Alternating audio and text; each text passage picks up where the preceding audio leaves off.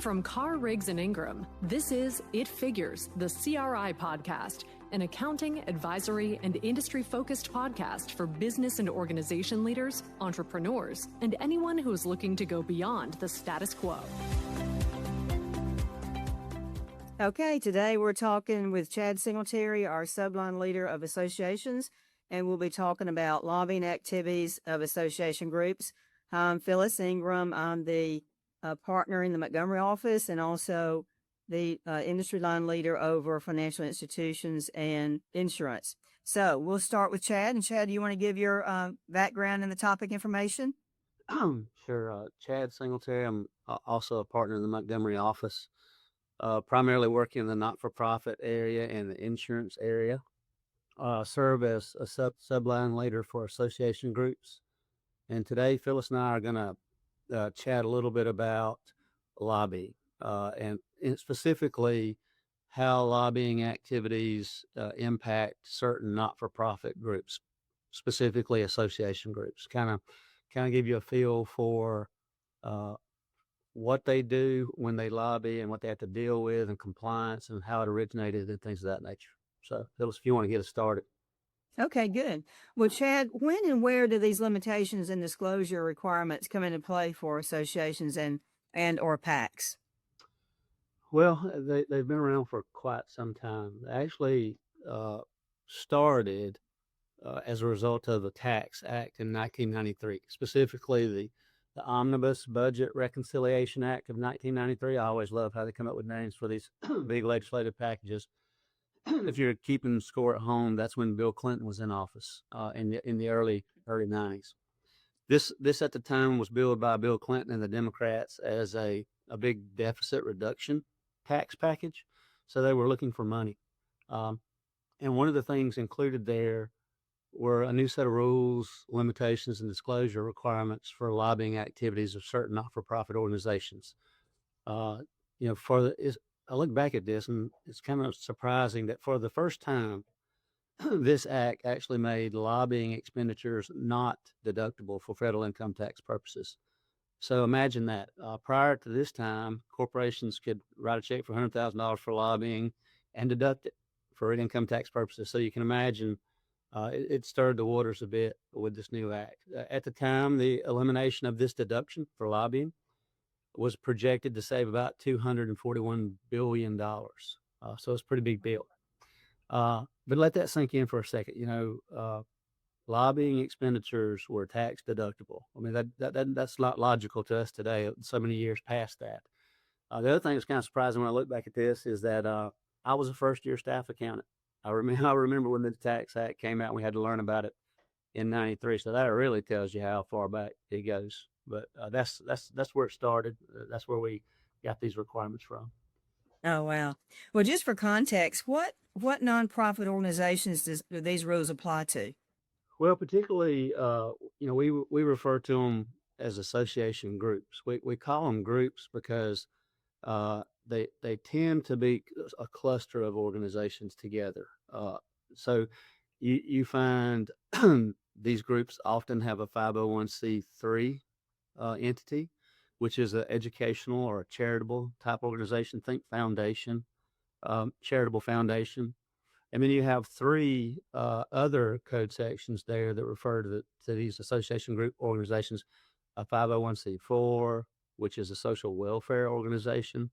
These days, C4s do a lot of grassroots lobbying in the public space. 501c5, which is sort of an agricultural or horticultural membership organization. Think cattlemen's associations, a good example.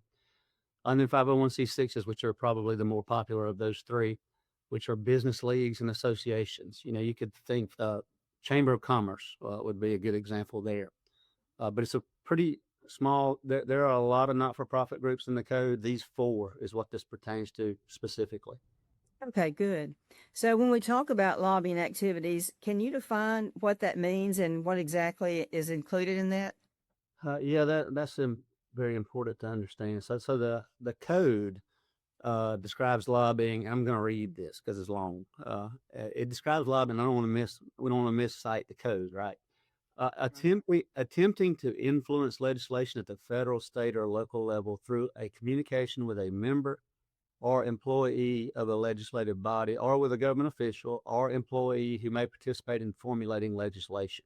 Okay. So, and then if you do what I do for a living, then through a lot of case law and documentation, you'll find that the IRS really emphasizes that those activities have an intent to influence decision making. So that there's a lot of difference between monitoring or being educated about legislative stuff that's coming through as opposed to asking someone to vote a particular way or doing something to influence them to act in a certain way. That's the key. Uh, and some examples, a lot of these association groups often have in-house staff that are charged with this responsibility. So their job is to be down at the State House or even up at the federal level in D.C. to monitor legislation that's being introduced and walk through the legislative process to keep their association membership informed about that, for one thing, but also to meet with those legislators in an attempt to influence them to vote or act in favor, in a way that would help their groups, their association groups. And a lot of so those folks that do that, you're talking about their salaries, you're talking about their benefits, payroll taxes associated with things like that. We also allocate overhead expenses to those type activities, and it can also be third-party expenditures, like hiring a third-party lobbying firm, which is pretty common in this space. So if we allocate salaries, how does that determine? Do the association staff, do they keep their estimates, their time, and it's allocated based on their time, or how does that work? Yeah, great question there. So we'll talk in a couple of seconds about capturing these lobbying expenditure amounts. One of the key ways that we do that in the association environment is that those folks, a lot of folks in association environments, but those folks in particular that work with legislative activities will track their time. So if they work 2,000 hours a year, they may ultimately say, I spent about 100 or 200 hours down at the State House, meeting with legislators, asking them to vote certain ways or trying to influence their decisions. So they essentially, and I don't want to get too far in the weeds here, but we get a percentage of their time allocated to those lobbying activities. So we take their salary, we take their payroll tax, their benefits. There's overhead allocation. Those folks have offices, they have telephones, computers, things of that nature. So there's overhead allocation as well. But ultimately, you arrive at a number for that person or maybe a staff of people for that association group to quantify those expenditures. Oh, great. Well, tracking, those expenses are important, particularly if you have unrelated business income from this. But if association groups do have lobbying activities, what steps do they need to take to make sure they're in compliance with the requirements? Another good question. So the way I think about it is we mentioned four groups, right? We mentioned 501c3, 4, 5, and 6. So for this part of the discussion, let's say 501c3 and the others, okay, because they both take a couple of different paths. 501c3s, people probably don't, if you don't do what we do for a living, you might not be aware of this, but 501c3s are actually by default prohibited from lobbying. Okay, they're charitable organizations. Out of the gate, they're not allowed to lobby by default. However, they can make an election, commonly referred to as a 501H election. It's sort of like 501c3 raising his hand and saying, hey, I know I'm not supposed to lobby, but I'm going to make this special election so that I can lobby on a limited basis. Okay, so once they make the election, they go through a process annually of filing a Form 990 Schedule C, where they say, okay, here are the amounts we spent on lobbying compared to our total expenditures. That little process determines what the limitations are on that organization. So each year they have to ensure that they spend less than those amounts on lobbying type activities. Now, it gets tracked over a 4-year averaging period, essentially. So that 501c3 organization tracks it over 4 years. And if they're consistently over those limitations for a 4-year period, they can incur an excise tax on those excess lobbying activities or expenditures, however you want to look at it. That tax can be at the highest corporate marginal rate, which currently is about 21%. So that's the 501c3. Hey, I want to lobby, file an election, and then stay within certain limitations. Okay. And I may have missed this, but is that a percentage limitation, or how is that limitation calculated? Is it a dollar amount, percentage of their revenue, or how is that calculated? Well, what it does, Schedule C, little block on Schedule C, you put this information in about what you spent on lobbying, and it's sort of stratified based on what your total expenditures are, the ranges of total expenditures, what you spent, and your total expenditures again compared to like a ratio, and then it kind of throws out a limitation for you. The ones I've been the ones I've been involved with, it is a limitation, but it's not as low as you might think. It's 20 to 30% of annual spending. Okay, so if you're spending $1 million total a year on a budget, we're talking $200,000 or $300,000 that you could probably spend on direct lobbying efforts and stay underneath those limitations in a 501c3 environment. That's interesting. Yeah. So the others, the 4, 5, and 6 501c organizations, they have a little bit of different path. So that unlike 501c3s, they are not prohibited from lobbying. In fact, they don't have to file an election. They don't have to do anything but lobby. Then all they have to do is comply with the rules, the limitations, and the disclosure requirements. So first, they have to determine what they're spending money on that would qualify rather as lobbying expenditures. And again, that's sort of what we were talking about a few minutes ago. In-house staff who are monitoring legislation, conducting those type of activities, third-party lobbyists maybe who are hired and are working for those association groups. It could also include, like sometimes they have legislative receptions where they have a lot of lobbyists there and they're just mixing and mingling, but they're also trying to influence decisions that are about to be made as the session opens. But those amounts, also include overhead, like we've discussed, health benefits and things of that nature. So they figure out what that number looks like. Also, the allocation that we just talked about as time and effort. They take those amounts, and then this 4, 5, and 6 organizations got to make a decision, and they have one of two paths that they're going to go down.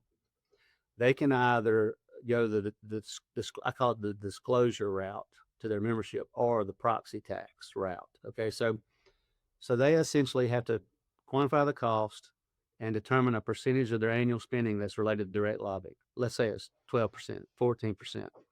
Then they have to communicate that to their membership. So it's typically done with a dues billing. I send you a billing for your dues this year, $1,000. And there will be some language on the bottom of that invoice that says, hey, based on our lobbying efforts, we have estimated that about 120 of your $1,000 is not deductible for federal tax purposes. That's the disclosure route. Okay.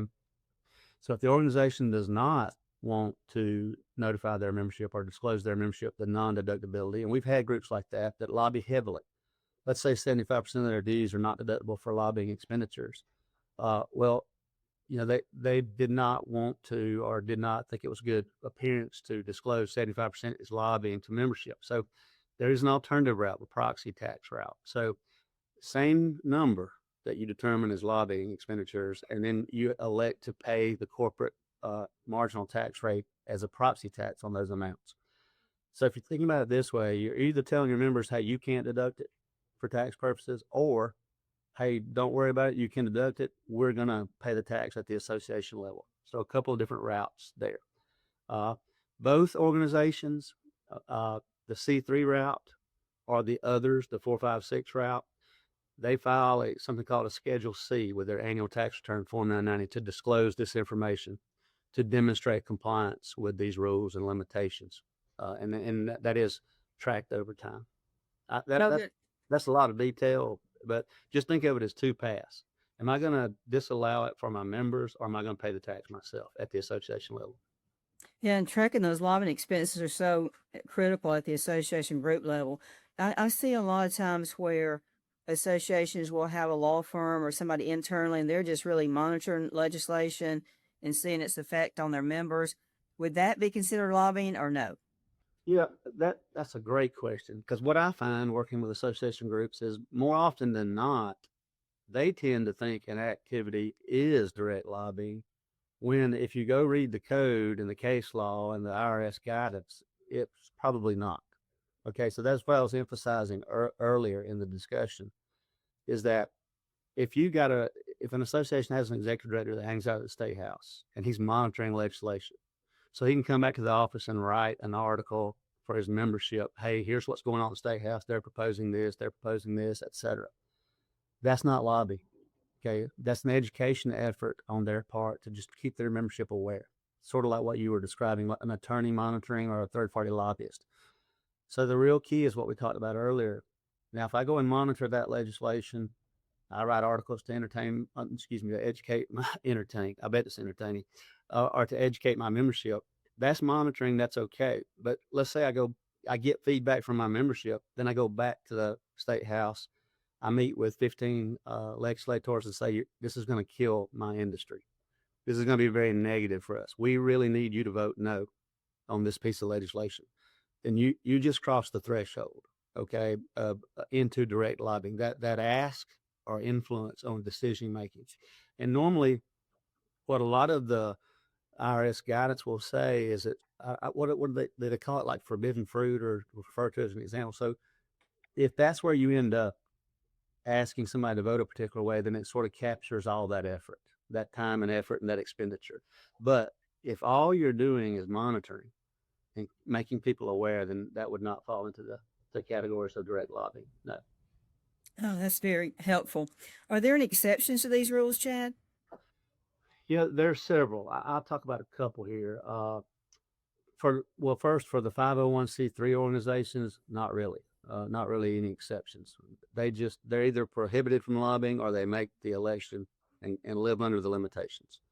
The others, the 4, 5, and 6 organizations, there's a bunch of exceptions. Actually, there's probably like a dozen. Some of them are very specific and isolated, so I won't go into those. But a couple I'll mention. If you're a small organization and you do a little bit of lobbying, but let's say your lobbying expenditures or effort is $2,000 or less, then it's kind of like a standard deduction. You're out the door. You don't have to comply with any of these requirements. Uh, if you're in a lobbying organization and all of your members pay a very small amount of dues that's indexed for inflation, think teachers union. Okay, they're paying $130, $140 a year. They're not deducting that on their 1040, because we all know the rules associated with deducting on 1040s. They're not getting a deduction. Okay, so that's one of the exceptions. Another one is if you're an association, you're a lobbying group, and you can quantify or calculate that about 90% of your membership is unable to deduct their dues or does not need to deduct their dues, that's also an out. So think about this. If you are an association of municipalities or cities, then you would meet this exception, because most all of your memberships would be cities, towns. They don't have a need to, nor would they want to file tax returns to deduct those lobbying expenditures. Okay, so that we call it the 90% exception. That's another good example. And there are others. Like I said, there's probably 6 or 8 more exceptions, but very narrow, very specific to certain types of organizations. Well, that's helpful too. So, what other concerns are there for association groups related to lobbying activities? Well, in working with associations, I always think we've got to comply with the law. We got to know the details. That's true, but I try to keep in mind that these association groups are typically public-facing organizations. They have a high profile, may have a high profile in the media or in the public space. They file a 990, which is required to be made available for public inspection and scrutiny, by the way. So if you're in a political environment and one of your adversaries or somebody's on the other side of the aisle from you, they have access to your Form 990 and your Schedule C and all this information you're filing. So you want to make sure it's accurate and reflects your organization accurately, is what I think about. So there's a little bit of reputational risk, or could be some reputational risk there for the association group if they're not complying with these requirements.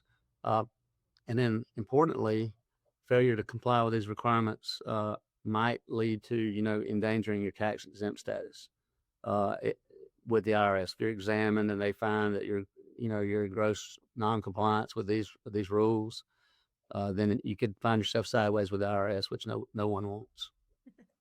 But that really, it's a lot of details there we talked about. But just I think it's important that associations are aware, hey, this exists, and then they ask themselves the question: are we getting involved in lobbying activities? If we are, what are the rules that we have to play by? And that's this sort of a summary. Some of it's a little more detailed. You'll want to talk to your tax advisor, CRI partner, to help you walk through those processes. Well, thank you, Chad. That's been very educational and helpful, and I appreciate your time and educating us on the lobbying activities for association groups. If you want more CRI insights or are interested in learning about our firm, please visit our website at criadv.com. Thanks for listening to this episode of It Figures, the CRI podcast. You can subscribe to It Figures on Spotify, Apple Podcasts, or wherever you prefer to listen to your podcasts. If you liked what you heard today, please leave us a review.